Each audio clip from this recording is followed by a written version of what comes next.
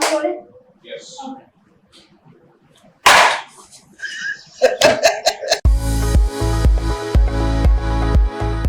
Hello, welcome to Candid Konversations. I have with me today a friend, a colleague, a partner in crime, Jawwad Farid. Hello, Jawwad.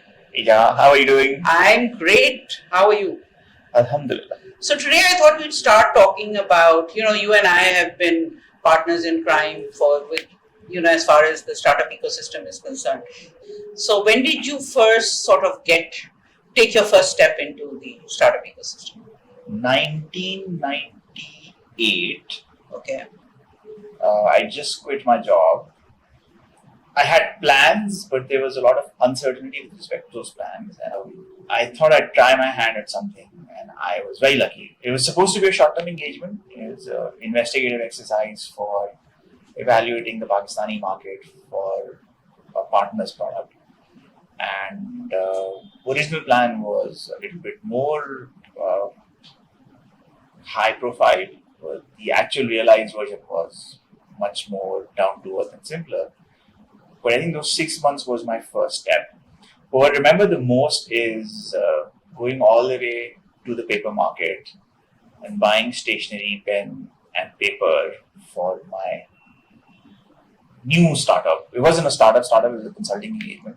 But the fact that I was going out and buying all of that stuff for use by myself, and I didn't have to get any sanctions or approvals for spending that money, and just went out and spent it.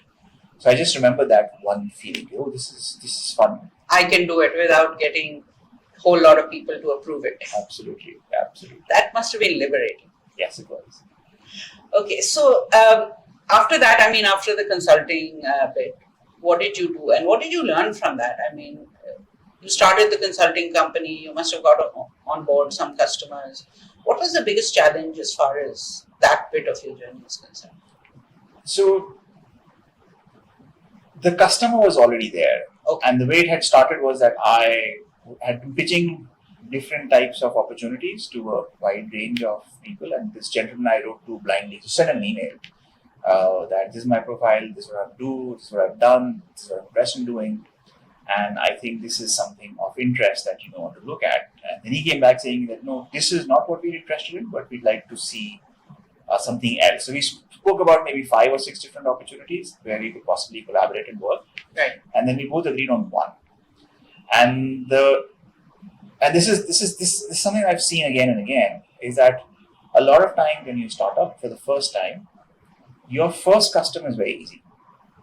And that first customer leads to your first engagement, and that first engagement gets you to a certain point.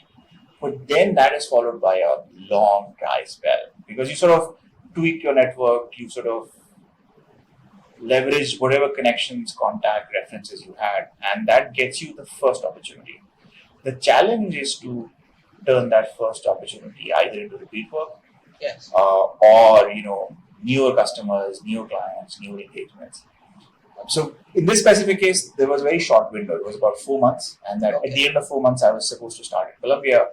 So my game plan was that I'd work for 4 months, make more money, save some money, and then apply. Things did not turn out that way. Something else happened after the end of that 4 month happened, because the original plan was I was supposed to start university in August. I ended up starting in January.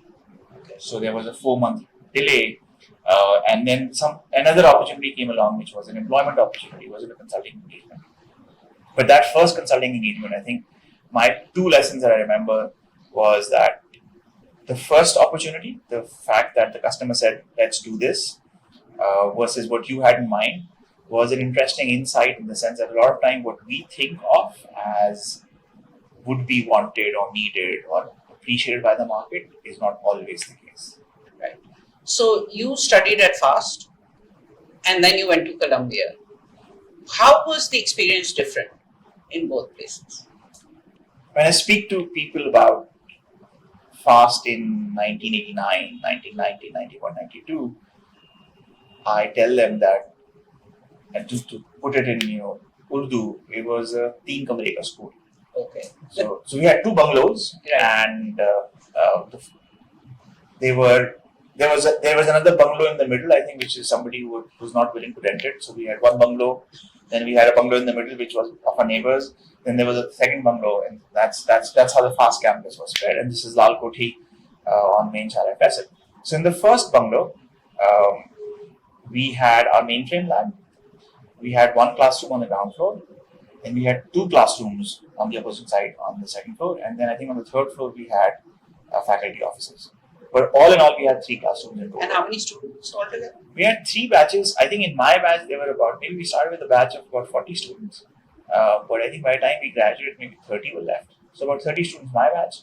And in the batches above us, about maybe 20, 25. So all in all, 3 semesters. So the first years, the third years, and the fifth years, or the second year, the first semesters, third semesters, and the fifth semester, all in all, I think total community would be maybe about 60, 70 people in total. Okay. But 3 classrooms. And then in the second bungalow, we had a big library, we had a PC lab, we had a common room for students, we had the director's office, and we had TA's offices. And the back of that bungalow, we had a table tennis table, and we had a volleyball court. That was the campus. That was the campus. Unlike the fast of today. Unlike the fast today. And then you moved to Colombia. How was that? So I worked for 5 years in Karachi and 6 years in Karachi, and then I got into Colombia. But before I got to Colombia, I ended up working at Goldman for about 4 months. Okay. So when you graduate from FAST, you think that, and again, this is 92, as you have answers to all of the questions in the world, and you start your first opportunity and your first work, and you realize that all the fun part that we thought would be fun in computer science is about 10% of the work. Okay. And all of the boring stuff that you hate doing is 90% of your work. Oh. Right? So that's like the first big shock. And most of us sort of hit that level in the first 2 months or so, that, oh, this is not what I'd signed up for. Or I wish somebody told me this is what computer science would be like. So I think at the end of my first year at work, I'd sort of gone through multiple cycles of trying to figure out what was it within computer science that I really enjoyed doing, and what was it that I did not enjoy doing. So there were filters that were sort of forming.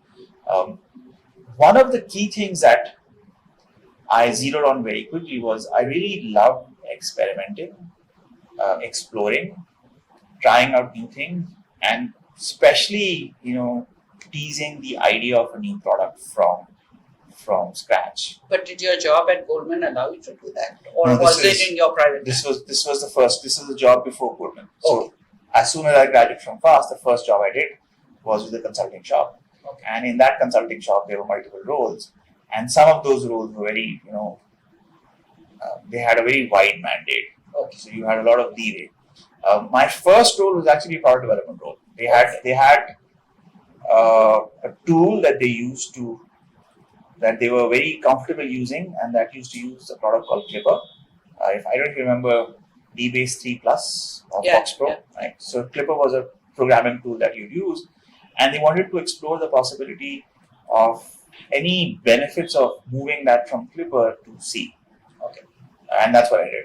So I wrote the code. I think spent about a month and a half moving all the functionality from Clipper to C.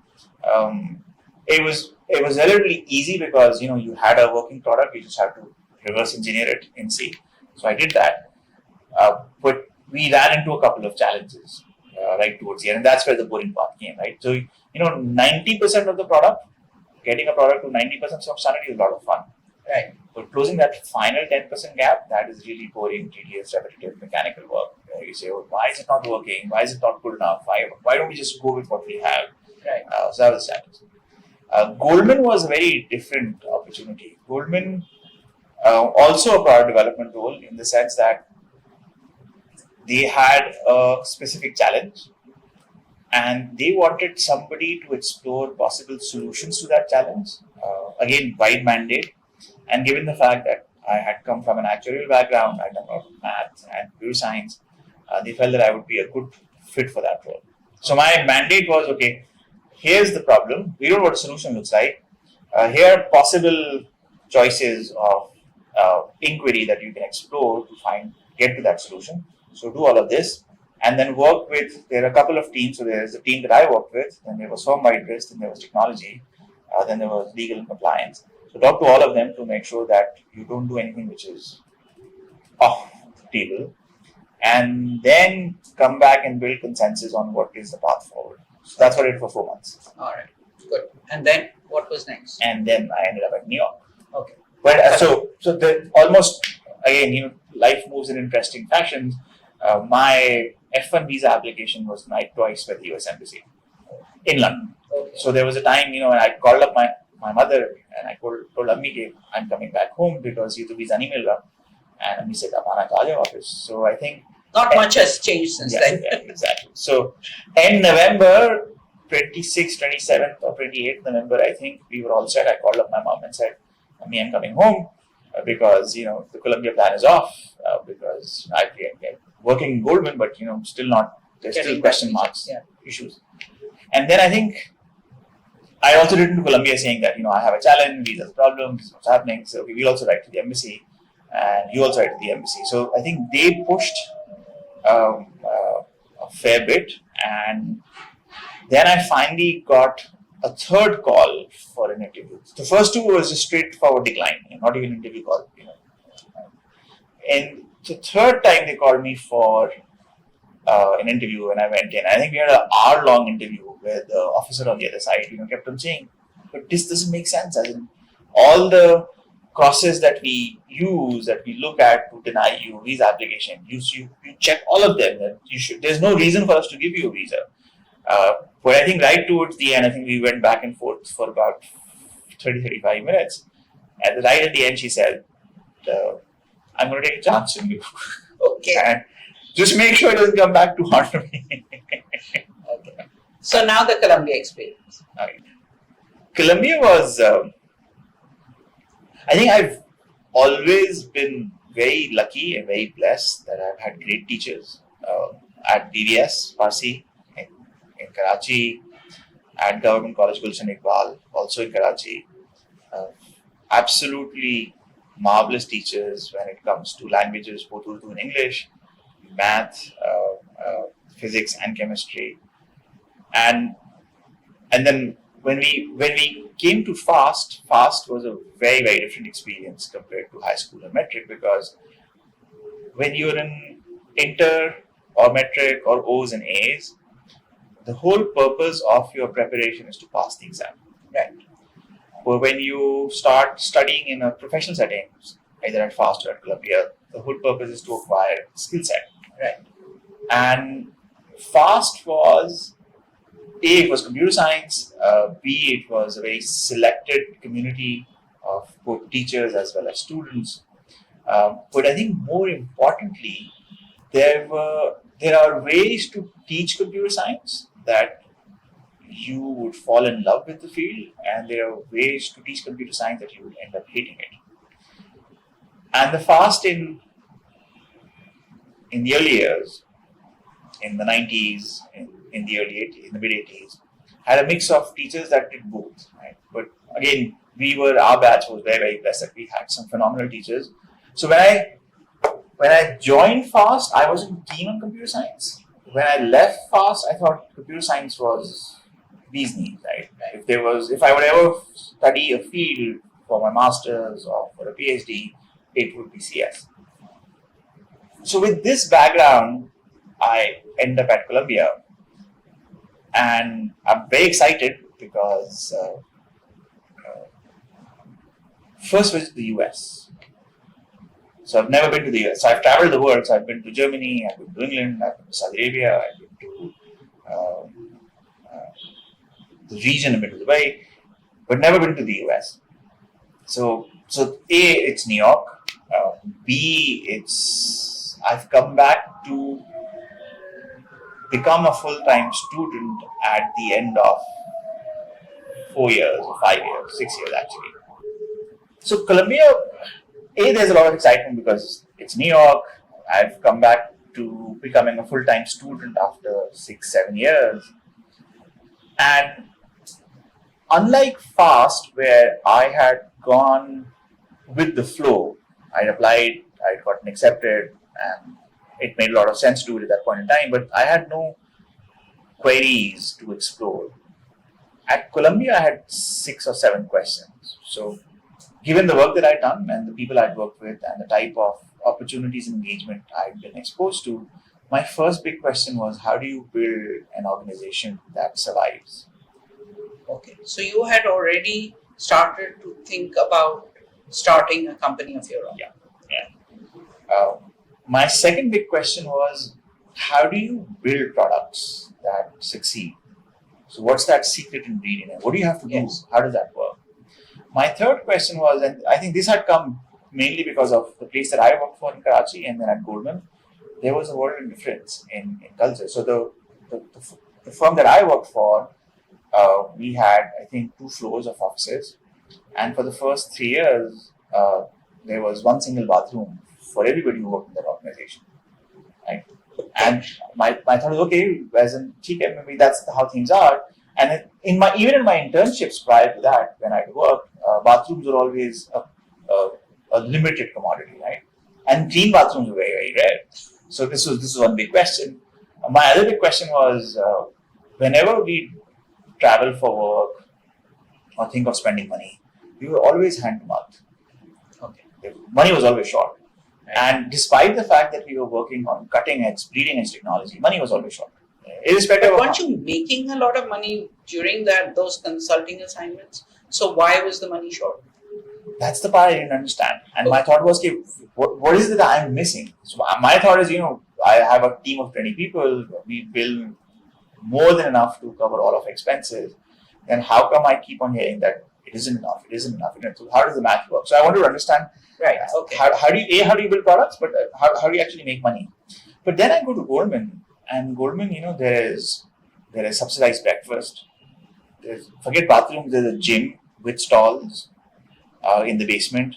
They had a huge foyer, right? So you walk into the Fleet Street office in London, and for the first 15 minutes, you're just walking. Okay. There's enough space for you to walk for 15 minutes, and that space is part of the overall. But does that have something to do with first world, third world sort of? No, it was Goldman, right? So Goldman was a very, very special experience. Even in terms of food or choices, you had. I think I'd forgotten which floor I was in, but irrespective of how many floors there were, you had a cafeteria which was fully stocked. You had a very expensive, fancy coffee / hot chocolate machines that you could sort of tap and drink to your fill as much as you wanted. And I was thinking, what is that these guys do that allows them to spend so much and still make money, right? And what is that we did wrong? So my big question was, what is it that we did wrong for 6 years, and what is the underlying difference between the consulting business and the banking business per se, one, but also how a business is run. So there was that. I think my fourth question was, how do you lead teams that don't implode or explode? How do you retain people? How do you motivate talent? How do you attract talent? And then is all talent the same? I knew it wasn't the same; it's different. But how is it a framework or a tool or a mindset that you can use to address? So I had about 7 or 8 questions that I wanted answered, and I thought Columbia would be a great place to get those answers. And then once again, I got lucky. I got blessed. So Columbia had a very interesting option, which was that if you felt that you'd done the coursework or you had the background or prior experience in a field or subject and you didn't need to take that course, you could request for an exemption. Okay. And the exemption was simple. They'd just give you one of the final exams from a prior year, and you take the final exam. If you scored well enough in that prior exam, they'd exempt you from it. Okay. And you could take another course in lieu of that. That makes sense. So you'd still do 20 courses, but you could not do. So, for example, accounting, right? I built general ledger and accounting backends for 8 years. I don't want to study accounting. Right. So I said I want to exempt out of accounting. I had done corporate finance as part of my actuarial education. I had done statistics as part of actuarial education. So I said I want to take the exam. And when I took those exams and I passed those exams, I had the option to take more electives, which is where the real value of a business school program is. And some of those electives became really, really important. So, for example, we had a professor, his name was Donald Sexton. He used to teach international marketing. And Donald Sexton has been at Columbia, and this is 99. So he'd been at Columbia, I think, for about 30 years in 1990, teaching in 69. Okay. Right? And Don would walk into the class, and there's a bit of this in the reboot. Yes. He'd walk in the class with a trolley full of video cassettes. And the class was in international marketing. And he'd put a cassette on the VCR in the room and then run a ad segment. Right. And that ad segment would be an ad for example, we went through 30 years of Mountain Dew ads. Okay. Starting from when Mountain Dew was a drink that nobody in the world knew, to the point that it became the drink that you would drink to take risk. So what was the purpose? He wanted you to understand how advertising had changed over the years for just one product, or what was it that he was trying to? His take with his ad segments, his take was, he had 2 points, 2 very important points. His first point was, who is the target customer? Okay. Who is the ad aimed at? And 2, what are they selling? Okay. And then 3, his target segment, customer that you're talking about, what are they buying? So his take was, Don's thesis was very simple. His thesis was that when we study business, a lot of time what we get wrong is segmentation. Right. We need to understand who our target segment is, what is it they want, and how does our product fit in with their needs and requirements. And then, is marketing the same across the world, or are there thematic differences depending on geographies and locations? Okay. So when you come in from Pakistan and you walk into Don's class, right, and you're surrounded by 30 people who all with very diverse backgrounds, and this bit, the video segments, was one interaction. Right. His entire class over the next term was interactive. There was exercises, there were work, so there was very little lectures, or there were very little slide presentation. But there was a lot of learning. There was an enormous amount of learning. Right. And then you were supposed to take that learning and put that to work into the plan or write-up or highlight of a product that you would sell internationally. Right. So the objective was, you would build a global marketing plan. So given everything that we did with Don, I wrote something that ultimately became Avicina. And when I was writing through it, I was thinking, this is something that I could possibly do. Okay.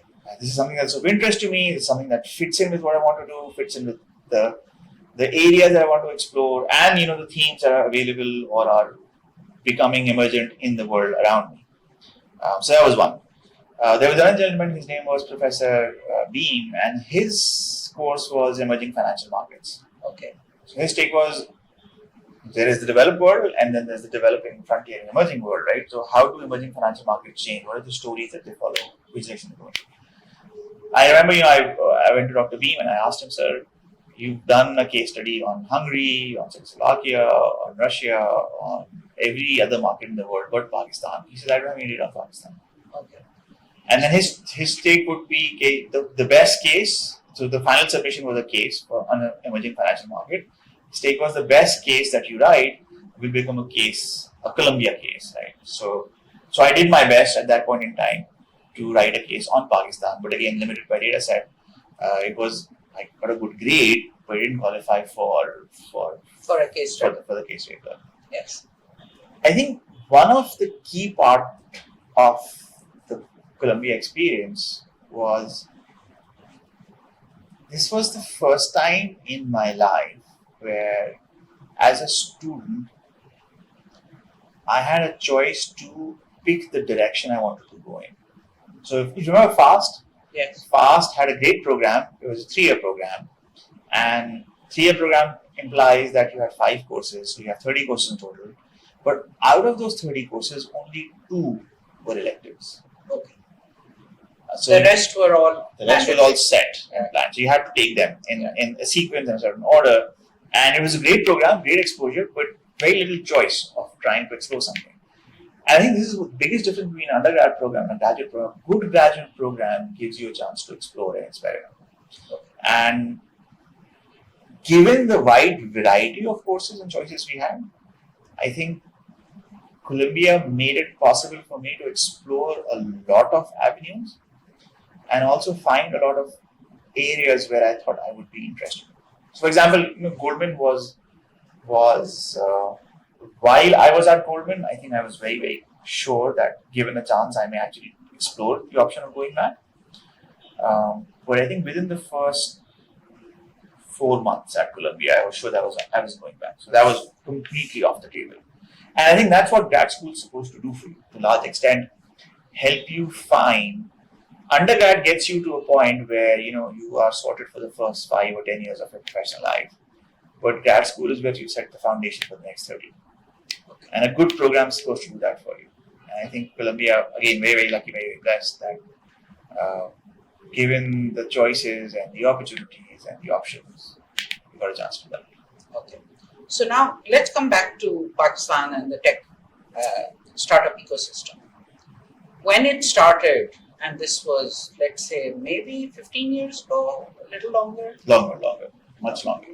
So I remember that when we started, it was, so let's say about 23, 25 years ago. You go back to Altamash. Oh yeah, but I mean, nobody thought of him as a startup, right? So I'm talking about the kind of companies that now have been recognized as startups and how you and I entered that space.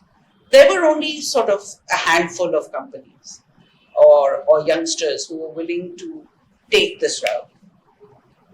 And now look at the difference. So who were the kind of people who started companies at that time that you met, that you thought, okay, Pakistan is now on that road where we are going to create a lot of high value companies? I think if you take a step back, right? If you look at 92, yes, which is the year when I graduated from FAST, and if you look at the options we had as FAST graduates, you had two very clear choices. One, that you could go join the industry, and a lot of FAST graduates have done that. You could go work for AKU ISD, which was the Information System Department at Ahmad University, which was a big, solid, great employer. You could work for any technology department of an MNC, or a multinational entity in Pakistan. You could work. You had a couple of international banks, and you had maybe some tech-related roles and responsibilities within the back office function of those banks. But there was most of it was either networks or maintenance work. Right. But there was no product development per se, there was no technology development per se. Or a creative use of technology. So there was a lot of services work. For example, I bought a system, I bought an AS4 platform, and I am running an ERP system on it, I am running other things on it, and those applications have to be written. But those applications were business applications, essentially. So if you think in terms of the pure business application market, that market had been around for a while. Yes. And that goes beyond 1992, right? And you had, so for example, systems is, I think, early 70s, mid 70s. 1976. 1976. Systems had been in the space for a long time. There was another player called Noble Computers. Yes. That used to do the share allocation business. They'd been around for a while. There was a gentleman by the name of Mansoor who runs, I think, Infotech or Infosys, which was a Citi bank service provider. So they did outsourcing work for Citi along with a couple of other shops. There was Rodney, KPMG, Pete Mavick. There was Crestsoft, the original Crestsoft. And so if you think in terms of places, when we came out, you could go work for a vendor. So you could work for Unisys, you could work for IBM, you could go work for an employer, corporate employer, and run a network or technology support to your regional head office. You could work for a local employer. They also had needs on the side. You could work for a consulting shop. You could work for AKU ISD. All in all, I'd say if you thought in terms of what we would call hard computer science or pure programming related jobs. Not much of that was happening. If you wanted to work in, let's say, C or Pascal or C++, right. Which hadn't arrived as yet, right? There were maybe about 3 employers. Wow. So COBOL, RPG, Fortran, AS400. For this, you had enough roles, enough Yeah. responsibilities, enough applications. You could find lots of roles, and there was not enough talent available.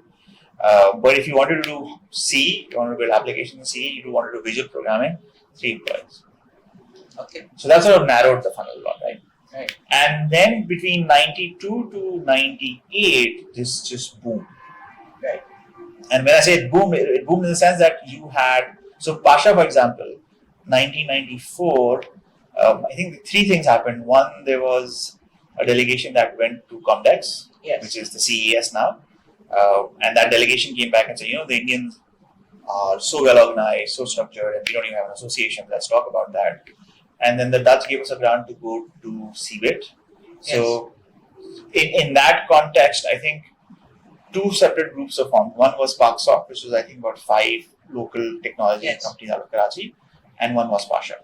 And I think the initial membership of Pasha was maybe about 6, 7 members or 2. Yeah. The core members, founding members. So that's 93, 94, 95. And then 96, 97, 98, you see a lot of interesting things happening. Okay. So for example, TechLogix is that time frame. Yes. When Jehan and Salman came back and started MIT grads creating a company. Absolutely. So there you go. I think there are a couple of others you started seeing changes. And then in the broader context, I think you had stuff like Netscape happen, right? Yes. And if you think in terms of, we talk about the dot-com bubble, right? But the wave started 95, 96. And even though the internet was limited, but there was a lot more information available at that specific point in time. If you compare 96, 97, 98 to, then 98 was a very hard year because of the sanctions. Right. So, remember my consulting engagement? Yes. I did the work for my client, and I think May we did the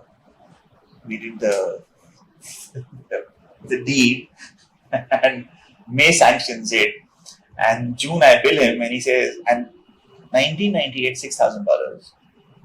That's a lot of money. That's a lot of money. Yeah. He Even says now it's a lot of money. But I went to the bank to ask them to wire the funds, and they say we can't wire any money to Pakistan. Oh, good God. So we started, and I said, okay, now what do I do? Because that was essentially 4 months worth of work for me. Right. But yeah, so the 8 was a very, very hard year in that context. So we sort of became as a market, as a country, as an employer, as a partner, there's a dark cloud hanging on it. And then if you think back, 2001, so 99, 2000, 2001 were great years. And then 2001, because of 9/11, once again, there was a big question mark. Right. So if you think in terms of the cycle, if you speak in terms of students that you speak to or talk to or engage with, the students that I thought in 96, 97 were very optimistic, very bullish.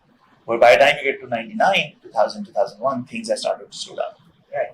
And then 2001, things essentially fell apart. Right. So I think the resurgence that happened somewhere in the 2002, 2003 time frame. Okay. And that's when things started to come back. For multiple reasons. A, sanctions got removed, rupee got stabilized, the macro environment improved. A lot of us came back. Right. For various reasons. Some came back for parents, some came back for families, some came back because there was, a huge recession on the tech side in the US. Opportunities limited. But 2003 to 2008, I would say, was, so if you go back to the first wave, which is, let's say, the 70s, which is systems, the second wave would be the 80s, 82, which would be, let's say, Altamash and Co. 90s, which would be Pasha. So the 2003 wave, I would say, would be the 4th wave that we went through. And the 4th wave was still very focused on services. Okay. It wasn't focused on products. I think there were very few pure product companies or pure product plays that came out. Right. There was a lot of services work happening, but I don't think there were, if I say there were 100 technology companies, I'd say maybe less than 10 were focused on products. Okay. Right. And then I would think that you hit another turning point in 8, And what we see now today, the system or the ecosystem or the companies or the mindset and the talent we see around, I think you're looking at maybe 11, 12. Okay. So that would be the fifth grade. And I think we are right now on the fifth grade. Okay. Does that make sense? Yeah. Yes. So where are we headed next? What do the next 5 to 10 years look like as far as the tech startup ecosystem is concerned? So I've always been on the product side.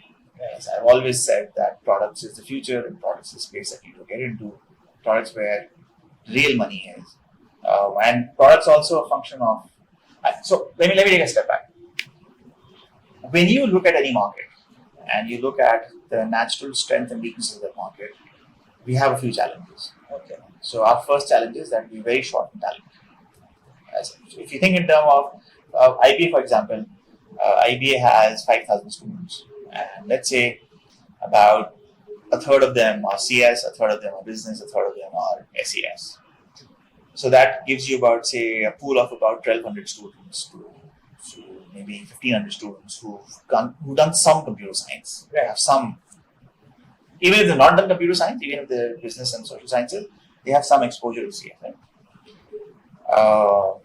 But increasing number of universities who are offering computer science as a subject, not like the early days when there was only FAST. But now, you have NED, you have Syed University, you have multiple universities, LUMS is offering it, IB is offering it. So how come the number of students that emerge are not sufficient for the tech industry? Two parts. One is not everybody who graduates with CS degree is a good. So programmer is not the right choice of word because computer science is way beyond programming. Yes. So not everybody who graduates from a computer science program is an effective or a functional or an employable computer scientist. Right. That's one part. And when I say effective, effective is if I ask you to do a task. So whether it's UX, UI, whether it is programming, whether it's animation, whether it's design, whether it's testing, whether it is back-end development, whether it's SQL, in all of these areas, not everybody who graduates is in a position to hit the ground running or is in a position where you spend 3 months with them and they'd be able to hit the ground running after that. Okay. So if you think of the total pool that graduates and comes out, at my first employer, where in 1995, when we were interviewing candidates, I think our yield was about 3%. Okay. So if we spoke to about 100 kids or tested 100 kids, we'd get about 3. At Alchemy, the company that I ran on the product side, we didn't just hire computer scientists. We hired accountants, we hired developers, we hired programmers, we hired business people, we hired business analysts. Our yield was again about 3.5%, 4%. Right? And what is it now? I don't think you go beyond 5%. So even if you have the best of programs and you fix everything, you will not get, because skill set is only one part of employability. Right? There's also your demeanor, your persona, your work ethic, your mindset, your aspirations, your ambitions. That's one part. I think the second part is not everybody who studies computer science stays with computer science. That's true. So a lot of them. We were having this chat yesterday at IBA. I did my bachelor's in computer science, but then I did an MBA. Right. And even though I stayed in this field, but not everybody who does an MBA stays in the field. That's correct. So that's challenge. So going back to your question, why is there a shortage? The number of employers have increased. Right? So we've gone from 4 members of Pasha in 95 to, I don't know, 600, 700. Yeah, 600. Yeah. So 700 members of Pasha. That's just Pasha, right? And then there are others. So compared to, let's say, the technology department at UBL in 1995 to the technology function at UBL right now, you should just look at the design team, right? Design team is about, look at the pictures that Gulrez posts, at least about 60, 70, 80 people. And then many of the other banks, whether it's HPL, Bank Al-Falah, all of them are going down this route. So there's that. Then there is the corporate side. Right? So there were traditional, conventional businesses, manufacturing-focused businesses that wouldn't spend money on technology, but now everybody has an implementation that they need people, talent to support. So that's that part. So the broader demand has really grown. And then there are youngsters who don't want to join any of these people and want to start their own company. Exactly. Plus, then there are kids who want to go outside and study. Right. And there are kids who also want to go outside and work. Yes. So you lose. So you if lose think quite a few too. So if you think in terms of net immigration, I think about 2%. Okay. So if let's say you have 100 students and 6 of them are employable, I'd say about one of those 6, 1% of that 100, you lose. Because they're going to go outside and study or they're going to go outside and work. So that 1% is out. So now you're left with 5% of the employable pool. And now within that 5%, I'd say another 1 will ideally switch to a different major, not to pure science. Right. So now you're down to about 4%. And this 4% is what we all factor over. Right. So that's the challenge. Okay. So now, what about the startup founders? What are the qualities that you need to be a founder? And do we have, in the majority of founders that we have seen over a period of time, have we seen those qualities? I mean, failure is something else. Failure is a part of a startup journey in any case. So we don't even want to go there. What are the qualities they should have or they do have that qualifies them to take this journey in the first place? There's this line I read yesterday, or day before yesterday, and I really love this line because it describes exactly the answer to the question that you're asking. Okay. And so I don't remember the reference. I don't remember where I read it. Okay. It was most likely a Twitter tweet. Most of the things we read these days are on Twitter. Tweet, right? Yeah. And it's such a beautiful, gorgeous line. The line is, you can't have $1 million dream with $100 work ethic. Right. Okay. So I think the first and the primary and the most important quality is your work ethic. If you want to, But doesn't that also apply to professionals? It doesn't only apply to founders, right? it does. But you can't if you don't have. So look at my example, right? First startup is I have a falling out with my boss. Right? We disagree on what you call an ideological principle, right? And I say that I can't work with you anymore because I disagree with the direction that you want to take this. And he says, okay, that's fine. We finish what we're working on, and then you can leave. And then I leave. And now I've got into Colombia. I have to figure out where to pay tuition, how to cover that part, right? And I am looking for opportunities. And the consulting gig that I get is essentially a consulting gig. It's there to end. It's a means to an end, which is essentially contribute to my educational budget. Right? That's the first part. So I didn't want to be a founder. I wasn't planning on becoming a founder. It was an accident that happened. Okay. Come back to Pakistan after running 2 companies on the ground in 2003, and I have 4 offers. So I land. First day I land, I interview. Next 4 days I keep on interviewing. Right. At the end of 2 weeks, I have 4 offers, but I don't like them. And I've said this again and again multiple times. And all of us are sitting. Me, my mother-in-law, Fazia, me, Abba, my sister. We all sitting around, and my mom says, "Kya plan hai? What are you thinking of doing?" And I tell her that I have 4 offers, but I'm not sure. She said, "What are you not sure about?" I said, I think they'll implode. They have these short fuses in them that are structured in such a fashion that if I don't behave in a certain way, they'll explode in my face. And I don't want to take that risk. I can see them exploding in my face 3 months down the road. Right. And then say, what are you going to do? So I'm going to work for myself. Right.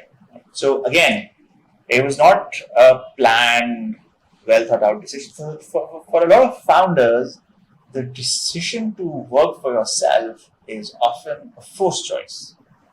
At least for 2 instances in my case, it was a forced choice. It wasn't something I planned on doing. It wasn't something I wanted to do. It was something that just happened. I think the only planned choice was the startup out of Colombia. Right. So which was Avicina, right? That was a planned choice. No, but isn't it true that many founders do plan to start a startup because they're trying to solve a problem and they're excited about the technology that is available to them to make sure that it is solved in a way where they can not just solve the problem but also sell it to other people and make a lot of money. If it is toy you want to play with, then it's not a startup. And for a lot of us, let's go back to Avicina. The concept that I fell in love with was that Don Sexton is a phenomenal teacher, and this is phenomenal education.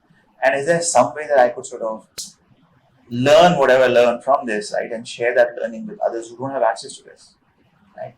Our accounting. So even though I exempted out of accounting, the accounting course at Columbia was taught by this 80-year-old CPA from the Bronx who would come in at 8 o'clock in the morning.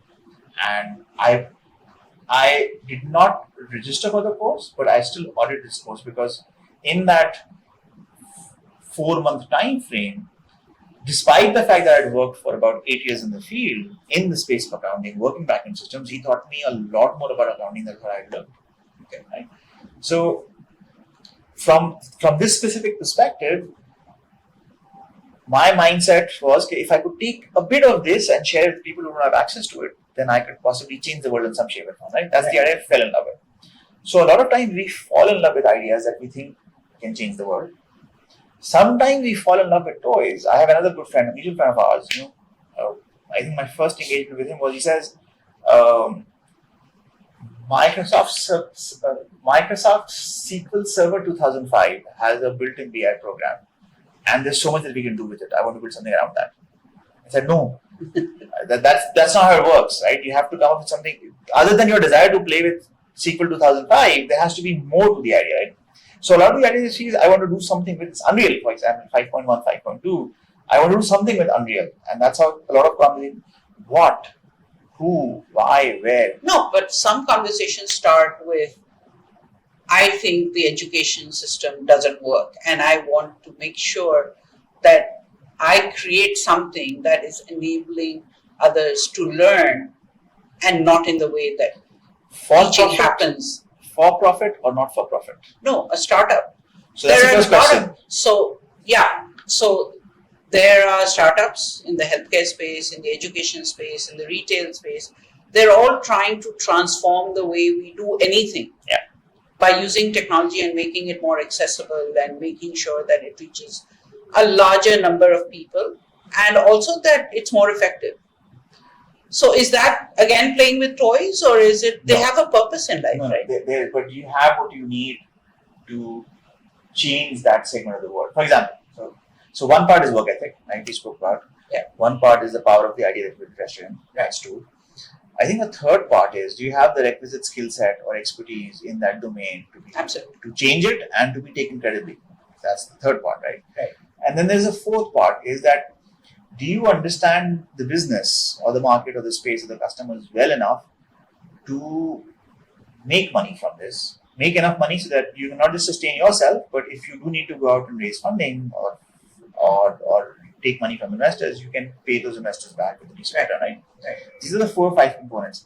A lot of time what happens is that we fall in love with the idea. Yes. But we don't have the requisite domain expertise or background, or we don't have the work ethic, or we don't understand the business well enough.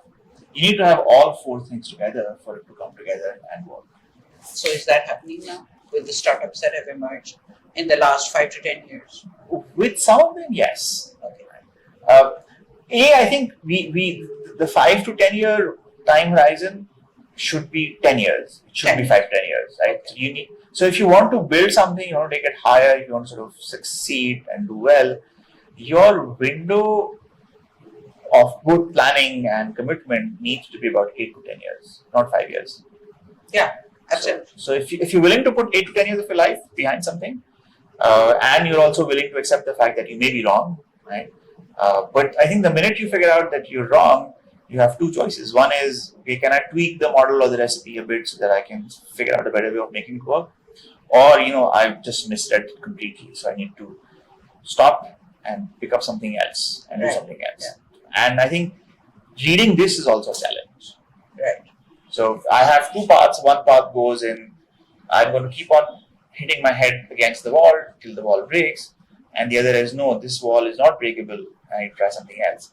Even this decision is a difficult decision to take, and this also requires your ability to read not just who you are, but also the circumstances of the market. Okay. let's talk a bit about your habits, which many people find really weird. Amusing. Weird, not just amusing. So you start your day at what time? Good days 4 a.m. Okay. Bad days about 5:30. And why do you do that? Why is that early? There's a very tragic, traumatic story behind it. Okay. Let's hear it. I think in terms of studying, my preferred studying time was 4 o'clock. Because everybody in the house would be asleep and there was no distraction. And then when I started taking actual exams, so I was working and I was taking actual exams. So then again, I would need to go get ready at about say 6:30, 7, leave by about say 8 to get to work by 9, Right. which basically meant that to study, I would have to get up at 4 again. So one was, studying as a student, and then again 4 was As a preferred. professional, yeah. But then studying as a professional, 4 o'clock was the preferred time. But then something really interesting happened. I took actual exams for 11 years. So I took my first exam in 1990, May 1990. Right. And I took my last exam in May 2000. Okay.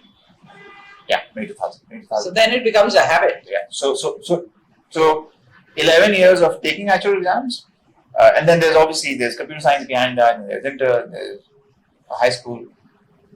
But then the minute I finished with my actual exams, for 11 years I budgeted about 2 to 4 hours of studying time to pass the exam. Right.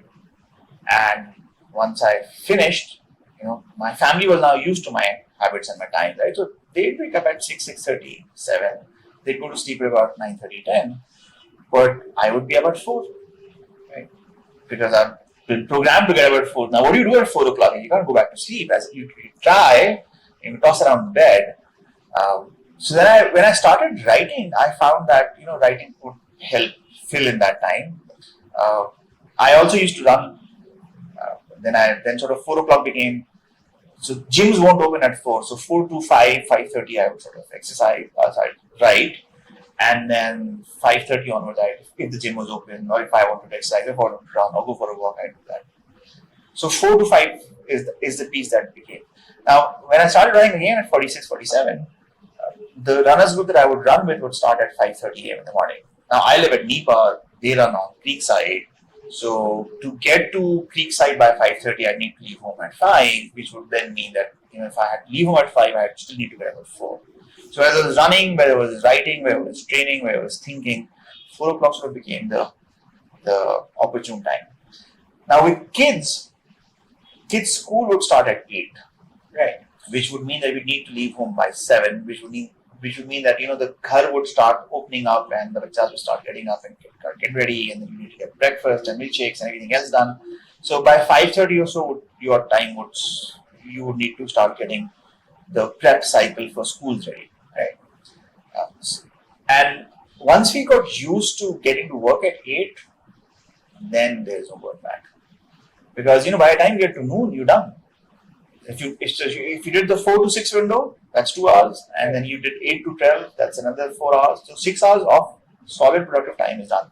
Then you need to work beyond 2 o'clock, as in you end up still doing it because there's stuff, mechanical stuff. But the thinking work, the सोचने समझने वाला काम, that happens in the first 6 hours. And then the Karachi that I left in 97, the Karachi that I left in 97, people would still show up to work at 8:30, 9:15. Right. Also the prior generation, our elders, our seniors, the people that I worked with. They always started early, yes. So they would. The Karachi I came back to in 2003, I still remember one of the partners that we were working with, he says, why don't you come sit at our office? I said, sure, I'll be there. He says, we'll give you a cubicle and you can sit and work there. I go, perfect. He said, but what time will you get there? I said, about 8:30. He said, 8:30, even the Jamadar is not there. We start at 11 o'clock. I said, look, I have to get there at 8:30. I can't start. If I can't handle, if I'm not at my desk working by 8, I'll go crazy. So I would get there, and the concession that they made was that Jamadar would get there at 8 o'clock, so the office would be open. Right. Did that for I think about 6, 7, 8 months, and then since then whichever places I worked in or worked with, the benchmark has been the same. 8 o'clock, the office has to be functioning, which means that the team that cleans the office, runs the office, opens the office has to be there by 7:30. And then what time does the day end? Because you must be sort of done by 2 o'clock. So most days I would take the kids back, or me and Fazia would take the kids back, and we would have food. I might take a break. So now, for example, I would start about say 4:35, and I would go back home about 1, and then I would maybe take a quick 10-15 minute power nap. Even if I had work, I'd take a 10-minute power nap. I just stretch on a table like this. I have my pillow. The ability to do that. Not everyone has that. Power nap. Okay. Not just the ability, the shamelessness of just stretching out on a table while the rest of the office saying, "What is wrong with this guy? Right? Why is he sleeping in the middle of?" But the Chinese do it. You've seen those power naps. They do it standing up also. Absolutely. In a bus. That I haven't done. That's a level of perfection I aspire to, but I don't think I'm going to get there. Anyhow, and then I think I'd start again at about 3:34, and then work till about 6:30, 7. It's also a function of what work I'm doing. So writing, creative, thinking, even consulting engagements where I have to either build a model or do the work or write, all of that for me happens at 4. So my 4 to 8 slot is my most cherished slot, right? And I know you remember when people ask me, I would tell them that if I want to test your commitment to be a founder and you want a time from me, I'd ask you to come at 8 o'clock. People think that I'm sort of teasing them or making it difficult and awkward, but it's still one of my most cherished slots. Okay. And in Karachi and mostly in Pakistan, very few meetings happen at 8 or 10. So 8 to 10, is an open window for you to finish, take care of your work. Even banks, most banks that I go to, even though they're supposed to open at 9, they're not functional by 9:30.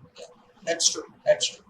But yeah, I think that works for you, and you used to work with the earlier generation, but the current generation does not want to start at that hour. So I don't know what we can do about that, but they waste a lot of time. But then they also have their day ends very late. So I don't know. I think if you do public dealing, if you do a lot of public work, and I think one of the benefits and advantages of being cold, senile, and cynical, and slightly mad is that people make accommodation for you, right?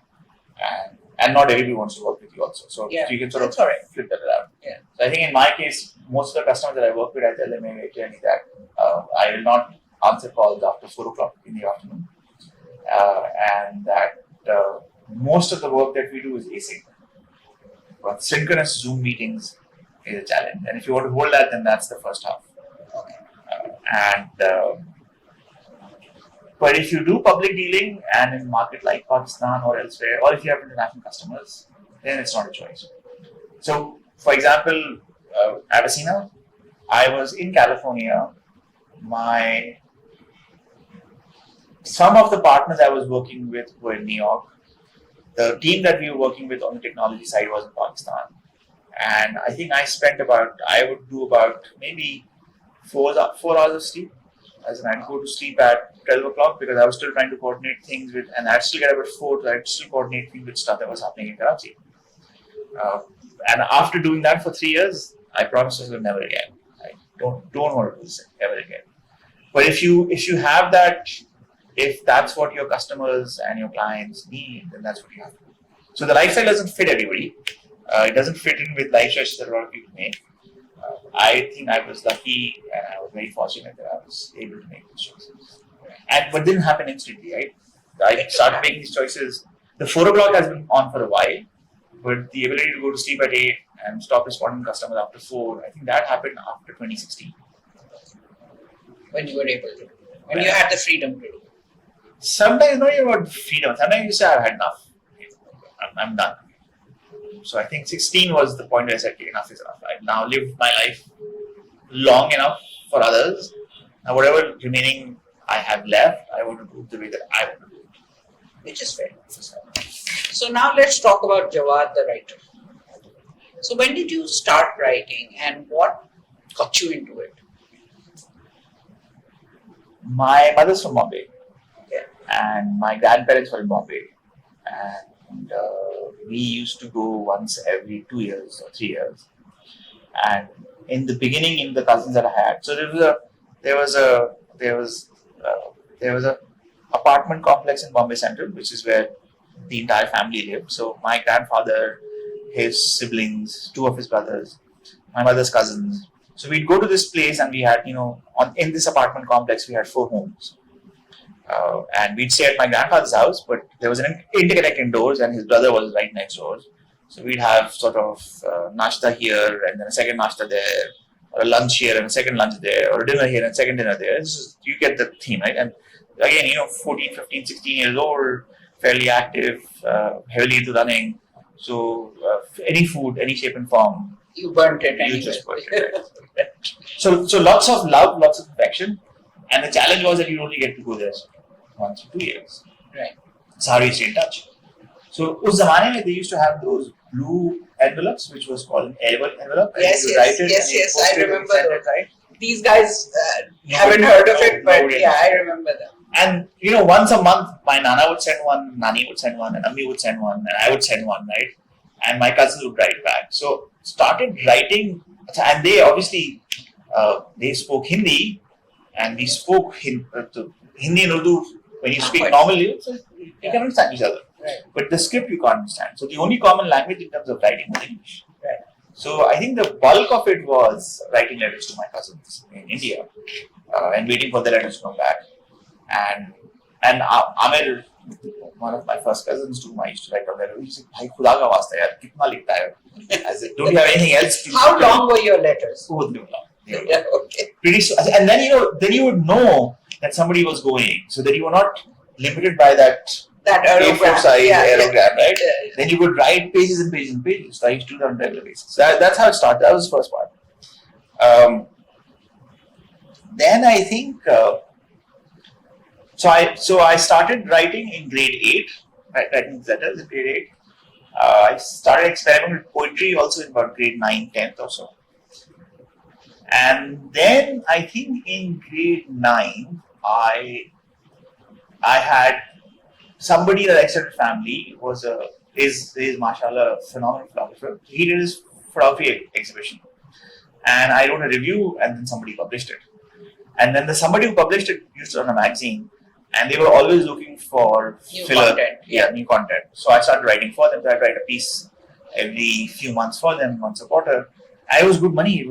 I was in grade 9, and a piece would get me maybe I think 1,000 rupees ka check or 2,000 rupees ka check. Things haven't improved much. Right now, if you write an article, you get 3,000 rupees after all these years. But in 89, 3,000 rupees was a lot of money. Yeah. Yeah. So I did that. Here I think inter that I wrote, and then inter mein I wrote a piece which was a political piece, and my parents obviously just completely freaked out. And then we had an elder in the family who had been a writer for a very long time. He used to write for Dawn. He used to write the editorial, not the editorial, on that the inside page where you see all these opinions, op-eds, right? Yeah. He used to write this op-ed, and his column was side by side with Balabat Saab's column. Oh wow. So वो दोनों साथ they were competitors, right? Mustaq Khalu was the person. So me Abba said, "Okay, let's go to Mustaq Khalu." Mustaq Khalu sort of read the piece. He said, "Are you mad?" And if somebody reads this and comes and kills you, what happens to your parents? And the deal with it was Mustaq Khalu was the arbitrator, right? Mustaq was like, you decide what you want to do, but I wouldn't wish this on my son or my kids. So I said, "Okay." And that's sort of like a heartbreak moment. I just stopped writing. I just quit. Oh wow. So I quit for 2 years. Then I think at Fast we had a magazine called Online, and I wrote a piece called Confessions of a Fast Graduate. Okay. Under a pseudonym, right? And the pseudonym was the cockroach. Okay. So I'm the cockroach. Me, right? That's how it started. So if you're wondering, kind of all of that is gone because of Sabka Sab. There was no online Electronic digital version. yeah. So there's no proof of these pieces exist and nobody's read them. Here when I was teaching at Fast again, 97. I don't know if you remember, there's this book called Adrian Mole. Yeah, of course. So I'd grown up reading Adrian Mole, right? So I wrote Confessions in the Adrian Mole tone. And then I was teaching at Fast in 97. I sort of confessed to one of my students and people had read it. He said, "You're the copy winner." Yes. They said, "Will you write one more piece for us?" So I wrote one more piece for them, which was, and then I think Columbia also I wrote. So I've been writing since grade 8. But when did the book start? The book started as an article. Remember that I'm done with my fellowship, business is done, I'm now working, I'm broke, my Begum and Bachas go to sleep at 9:30, I'm still up, and then I wake up at 4 and they're still asleep, right? So I started putting together notes, because everybody would say, what did you learn? What would you share? What would you want us to do? What would be your advice to other founders? And I said, okay, I'll just write this article and I hope that HBR will publish it. So I wrote this as an article, and pretty soon the article became like a 30-page. And I thought 30 pages is too big of an article for HBR, so I had to figure out to shorten it. Then I came back to Pakistan, and then I had more stuff to share. And I remember 2003, 2004, I took sort of like a first pass of it, and I thought I'd Zavist. And the feedback from the student was very, very useful in sort of making it better. And then one of those students was Adnan Haider. Right. And Adnan sort of volunteered to become one of the editors. We sort of kept working with it. And so that's how Reboot happened. That's how the blue screen of death happened. And then BSOD, Blue Screen of Death / Reboot, was a very interesting experience, because I remember when I first wrote it, you remember the film that I did? Yes. And you guys all skin. At the skinning you said, Jawwad, you're a computer scientist, please, stay in your lane. Don't bother with filmmaking, right? So we were brutal. Yes, you were. So the first version of BSOD was horrible. And Amin, my cousin, the one that I used to write letters to, I sort of printed the entire Thadda, which is I think about 200 pages, into a box file. And I was flying to Dubai. I took that box file to him and said, "Amit, can you please read it and give me your honest feedback on how it reads and how it reads?" And I didn't hear anything back from him for about 6 to 8 months. And I finally went over to Dubai again to see him. And I said, "What happened to the book?" He says, "Jawwad, you have no idea what happened. I collected all the pillows. I put them on my sofa. I got my orange juice. I opened your book. I read the first 4 pages and I went to sleep." So, oops. Yeah, exactly. Not a very good review. Not a very good review. Okay. But then I think we found an editor who sort of talked some sense into my head and said, this is not going to work in the format that you did in it. You have to change it. So we changed it.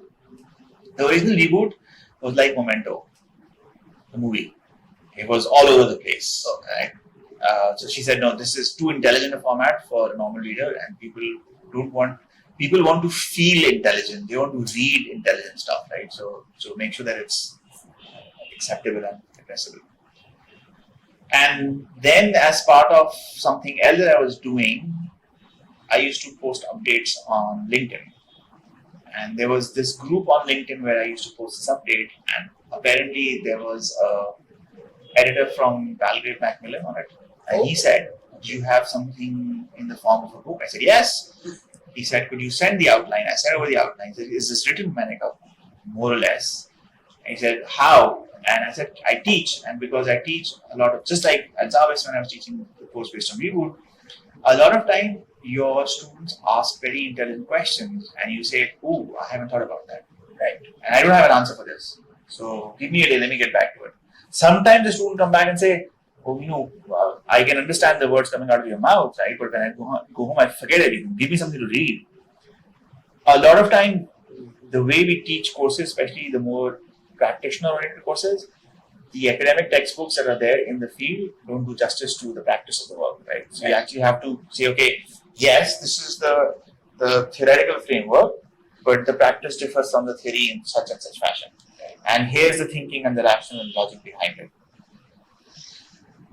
So over the years of teaching, a lot of the material sort of turns into student notes, and then the student notes sort of keep on going, and then sometimes the student notes become books. So if you are thinking of writing a book, especially in a specific area, and you actually have the material ready, my best advice to you would be to actually figure out or find a course where you can use the book and then use the book. And what that will do is that this engagement that you have, this interaction that you have with your student allows the book to become better. When we were students growing up, I had found two things. I had two rules with textbooks. The best textbooks were always written by Macmillan. Okay. Right? The most horrible textbooks in any subject you want to learn were written by these commercial publishers. Cybex. Cybex had the most horrible of books of all times. If you ever see a Cybex book, the best thing to do is just burn it, right? Don't even open it and read it. But Macmillan textbooks were great. But within Macmillan textbooks, the best textbooks were written by college professors who were teachers. Because they had feedback and then feedback. Yeah. Okay. Great. So if you have a book in you, put it down, write it down, put it in shape and format where it becomes a physical, tangible thing, and then build a course around it and teach it. And that'll make your book a lot more productive, useful, appealing, and powerful than just you writing it. Great. Okay, so we've had a long chat, and I've learned a lot of new things about you that I didn't know, which I didn't think was possible. Shall we end with some advice to founders? You've worked with a lot of founders, you've been a founder yourself, you've mentored a lot of founders. What would your advice to founders be today in the current context, and also if they're thinking of either starting a company or have already started a company? What would your valuable advice be to them? One, I've written 3 books by all of them. Okay. First piece of advice. Okay. Buy them and read them, and then call me back, and then I'll answer your questions. That's one part. But on a more serious note, I think the most important lesson that I've learned, and this is not just as a founder, but also as a dreamer, we dream of many things, we dream many dreams,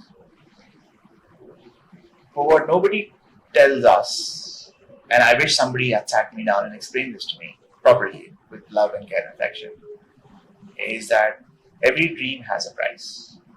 Okay. So as long as you're willing to pay the price, it is within your reach. It may not be your final realization, your final ta'bir may not be exactly what you expected or anticipated, but it is within reach. Okay. Question is, are you willing to pay the price? So again, going back to that lovely line, if you have $1 million dream, you need to have $1 million work ethic. $100 work ethic is not going to cut it. That's the first price. So understand that every dream has a price and you have to pay it to get there. And sometimes the price is actually a lot higher, a lot more than what you thought it would be. I think the second thing, and this is related to this theme, is that all dreams are worthy of being dreamt, but not all dreams are worthy of reality. So you need to have a filter that says, this is a great dream, and it will always remain a dream, and that's how it should be, and this is something that can convert or become commercial reality at some point in time. So you must have a filter that says, so just because I have a dream and I'm willing to pay the price doesn't mean that dream is worthy. You have to understand that some dreams are worthier than others and some are not worthy at all. Right? So that's true. I think the third thing is context is important. And when I say context, Avicena failed for many reasons. Well, one of those reasons was context. I didn't have the context. I wasn't aware of the context. I didn't understand the context. And maybe if I understood the context, maybe things would have turned differently. But the point is, in my mind, when I speak about this, I think the point is that sometimes you have to walk certain paths to acquire the context. So you may think that, the first 2 or 3 ventures went to waste, but without that path, without you walking on that path, you wouldn't have the required context for you to succeed. Now, sometimes the context works to support you. So when I came back to Pakistan and we started Alchemy, the first 3 or 4 years we had phenomenal success. But that success was not because I was special. Success was because I was very lucky, very blessed. But I had a lot of advisors, well-wishers, and friends who were generous enough to share the context we needed to make it work. Yeah, that makes sense. And without that context, right, it would have never worked. So when I often think in terms of comparing the beginning years of Alchemy with, let's say, the few years of Avicenna, the biggest piece I was missing was the additional context we had access to because of network relationships and friendships in Pakistan that made it possible. Right? So don't discount context. Right? Sometimes context you pay for by actually going out and doing work and burning years of your life. Sometimes context is acquired because of friendship, because of relationships, because of mentors and advisors. Sometimes you're just lucky. Right? So it could be all 3 factors. And I think the last point and the final point is we think a lot of times we feel that we've gotten somewhere because we are special, or we worked hard, or we were smart. But at least in my life, and I've mashallah had a very blessed one, very, very lucky. None of what I have done or written or achieved would be possible without the help of many others. And irrespective of how successful or how not successful, unsuccessful you are, it will never harm you or your cause or your dreams or your aspirations or your ambitions to acknowledge the role that was played by others in getting you where you are, to be grateful for that, and to never fall short of expressing gratitude. A, it keeps you connected. B, it keeps you humble, and C, it's just good manners. So, manners make it a man. Absolutely.